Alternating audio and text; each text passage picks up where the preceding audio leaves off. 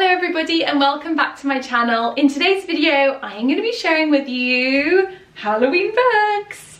I love autumn and I love all the cozy feel factors. I love pumpkins and I do love some gentle Halloween books.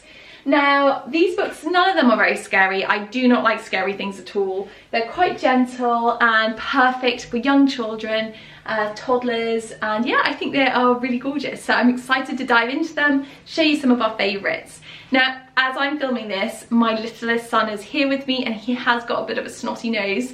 So if you hear sniffling and snuffling, it's just him in the corner. So I apologise for that. There's not much I can do about it. So I hope it's not too annoying. And without further ado, let's get going on our beautiful Halloween books. So first up is a good old classic, Julia Donaldson's Room on the Broom. Now I really don't know any children that don't love Julia Donaldson's books. They are so great. There are little movies that go with them that are also really, really good. And this is the story of a witch who ends up getting lots of extra visitors on her broom. And she also meets a very scary dragon. But all ends well at the end, of course. And she ends up with an excellent broom at the end. It's a really great story. I love this. We've read it to bits and it's just a fun favourite and perfect for Halloween time. The Puka Party by Shona, Shirley, Mcdonald is one of my favourite books for Halloween. This is Rupert's favourite story. He adores this. And I just think the illustrations are really magical and moonlighty in this. It's about this shapeshifter called the Puka. And he lives quite a solitary life, but one day he feels a little bit lonely and he decides to have a party, and all his friends and ghouls and ghouls and elves and all sorts of things, pixies, arrive at this party, and they end up having a big cake fight. The moon gets a bit cross and they all end up going home after some sparkly moon soup. And yeah, it's very simple but really magical and just perfect, I think, for Halloween. I love this one. By the same illustrator is this beautiful collection of W.B. Yeats poetry for children, and it's called The Moon Spun Round. And I just think this is again perfect for Halloween time. It's lovely to learn some new poetry, and W.B. Yeats is obviously a fantastical one. He has a quite magical element to a lot of his work. And this combined with these illustrations, it does give off real like Halloweeny autumnal vibes. Really, really beautiful. I'm so excited to dive into this. This is a new book for us this year, so I haven't read it yet. But I am, obviously having grown up in Ireland, I do know quite a bit of W.B. Yeats poetry, so I think the kids will really love this. And I think the illustrations are really beautiful too. You Can't Have Halloween Without Meg and Mog, written by Helen Nichol and Jan Piankowski. These are so simple, but they really remind me of the 90s. I read these a lot as a child. Actually, they're quite funny and cute, and Rupert in particular, who loves anything funny, thinks these are hilarious. Very, very simple, but this is kind of as Halloweeny as I like personally. I like that kind of just like funny, cute Halloween thing, nothing too scary, and Meg and Mog is perfect for that. Funny Bones is another nice classic Halloweeny book for kids. This is by Janet and Alan Alberg, who are obviously famous children's books writers and illustrators. And this is about a skeleton family. Again, it's not too scary. The illustrations are really beautiful and colourful in this. Really, really sweet, and I think a really perfect one to get into the Halloween mood. And yeah, I think slightly older children would like this too, you know, older than a toddler and 5, 6, maybe like an 8-year-old as well would read this. Really nice book. I've picked up this book this year for Halloween as well. It's Moon by Britta Teckentrup. I almost included this in our autumn books actually, because I thought it would also be perfect for that, but I decided to include it in our Halloween books because it's nice to have some options for children who are scared of anything spooky, and this would just be perfect. It talks about the moon in different parts of the world, and then obviously gives you the moon phases as well. So a really beautiful book with gorgeous illustrations by Britta Teckentrup.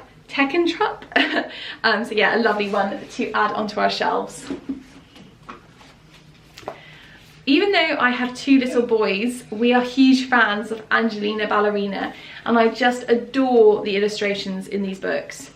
This one is Angelina's Halloween, and it's all about Angelina dressing up for Halloween, and the illustrations, as you can see there, are really beautiful and intricate and charming and sweet and gentle.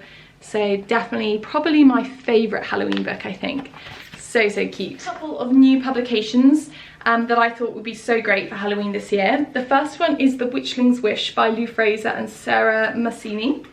This one is about a lonely little witchling who wants a friend, and she tries to cast a spell to get one. And there's a little journey of her finding a friend, and at the end she finds her best friend. Very simple, cute, great illustrations, and again nice and gentle.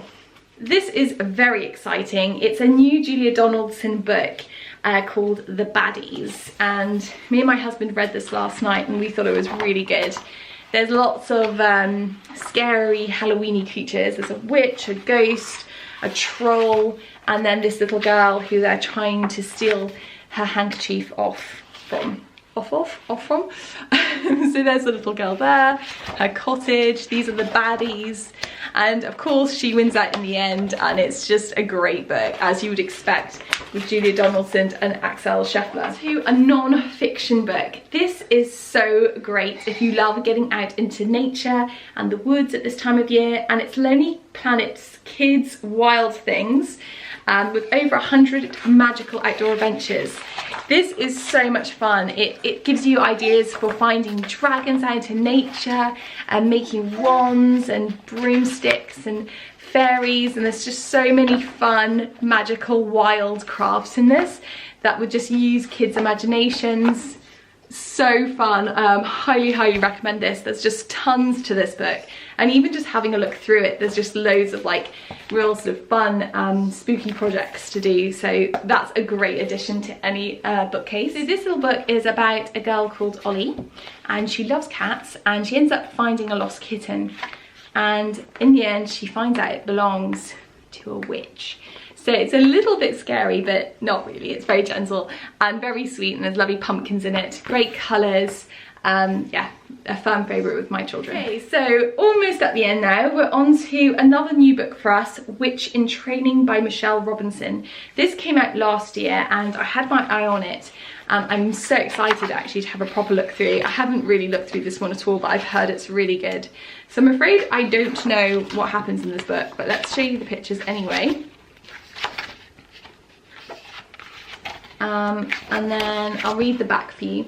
Betty is brewing her first ever potion. She'll need vampire fangs, fairy dust, werewolf whiskers and more before casting her spell over the bubbling cauldron. Join her as she soars into the magical moonlit night to bravely gather her wicked and wonderful supplies. So this book does look fantastic, and I think this is probably one of our favourite Halloween books this year. One for children who don't want anything scary is It's Pumpkin Time by Zoe Hall. You can pick this up second-hand from most online bookshops, and this is all about growing pumpkins, how to grow them from seed, and then as they get nice and big, carving them into beautiful scary pumpkins. So a really nice gentle one for the younger child. This is so beautifully illustrated. It's Pick a Pumpkin by Patricia Tott. She's also the author of Pick a Pine Tree, which is a great Christmas book. This one's all about going to the pumpkin patch and picking up a pumpkin, carving it, and decorating the house, having your friends over and dressing up. It's got such a great little rhyme to it, and it really is just like a 5-star book. It's so good. Perfect Halloween read. So the second last book I have to show you is How to Make Friends with a Ghost by Rebecca Green. This one has such lovely illustrations, I couldn't resist it, but it's sort of like a funny book about how to befriend a ghost and the different things they like. It's very silly, funny, cute, so great for children who want to have a, you know, have a little bit of a scary story with ghosts, but something that's also fun and quirky.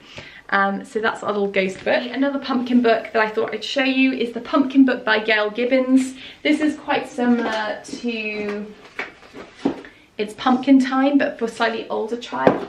And again, this shows you all the sort of effort that goes into growing a pumpkin from seed all the way to carving it. It goes through some of the sort of cultural aspects of Halloween, and yeah, So kind of a good one if you've got slightly older children and you think it's pumpkin time will be too young for them. This is a nice stage up. I hope this has given you some inspiration for books that you might want to read with your children this Halloween. And make sure you leave a comment below letting me know your favourite Halloween books. And if you enjoyed this video, give it a thumbs up, subscribe, and don't forget to head over to patreon.com/BeckyO'Cole to support the channel there. Thank you so much, and I'll be back soon with another video. Bye!